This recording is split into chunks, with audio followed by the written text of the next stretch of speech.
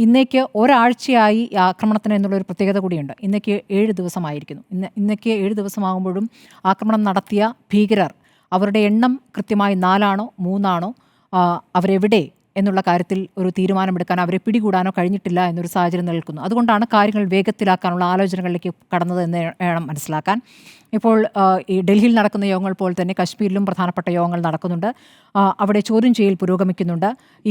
ഇതിനിടയ്ക്ക് പുതിയ ദൃശ്യങ്ങൾ ചിലത് പുറത്തു വന്നിട്ടുണ്ട് ഈ ആക്രമണത്തിൻ്റെ. അപ്പോൾ അതിൽ 3 ഭീകരരാണ് എന്നും ഒരാൾ പുറത്തുനിന്നും ഇവരെയൊക്കെ സഹായങ്ങൾ നൽകുകയായിരുന്നു എന്നുള്ളതിൻ്റെ സൂചനകൾ ലഭിക്കുന്നു.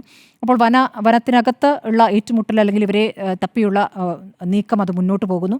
ഇവർ വന്നത് ഈ സ്ഥലത്ത് മെയിൻ ഗേറ്റിലൂടെയാണ് ഒരാൾ വന്നത്, ഒരാൾ എക്സിറ്റ് ഗേറ്റിലൂടെയാണ് വന്നത് എന്നൊക്കെയുള്ള ദൃശ്യങ്ങളടക്കം വന്നിരിക്കുന്നു. അപ്പോൾ അവിടെ NIA വലിയ തോതിൽ ചോദ്യം ചെയ്യലുമായിട്ട് മുന്നോട്ട് പോകുന്നുണ്ട്. അപ്പോൾ സിപ്പ് ലൈൻ ഓപ്പറേറ്ററെ ചോദ്യം ചെയ്തു. സിപ്പ് ലൈൻ ഓപ്പറേറ്റർ അവിടെ എങ്ങനെയാണ് പ്രവർത്തിച്ചത് എന്നത് സംശയകരമായ സാഹചര്യമുണ്ട്. അപ്പോൾ ഒരു തവണ ചോദ്യം ചെയ്തു കഴിഞ്ഞു, രണ്ടാമത്തെ ചോദ്യം ചെയ്യലിലേക്ക് കടക്കുന്നു. അങ്ങനെ അവിടെ കാര്യങ്ങൾ മുന്നോട്ട് പോകുന്നു. ഇതൊക്കെ ഒരു വശത്ത് പുരോഗമിക്കുന്നുണ്ട്. ഇന്നിപ്പോൾ ഐക്യരാഷ്ട്രസഭയിൽ പറഞ്ഞിരിക്കുന്ന പ്രതികരണം പാകിസ്ഥാനെതിരെ അതിശക്തമായ വാക്കുകളാണ്. തെമ്മാടിക്കൂട്ടം എന്ന് പറയുന്നു. ഭീകരർക്ക് പണവും ആയുധവും നൽകി സഹായിക്കുന്ന അവരാണ് പാകിസ്ഥാൻ എന്നുള്ള കൃത്യമായ പ്രതികരണം ഇന്ത്യ നടത്തുമ്പോൾ അവിടെ റഷ്യയുടെ പിന്തുണ ഇന്ത്യക്ക് ലഭിച്ചിട്ടുണ്ട്.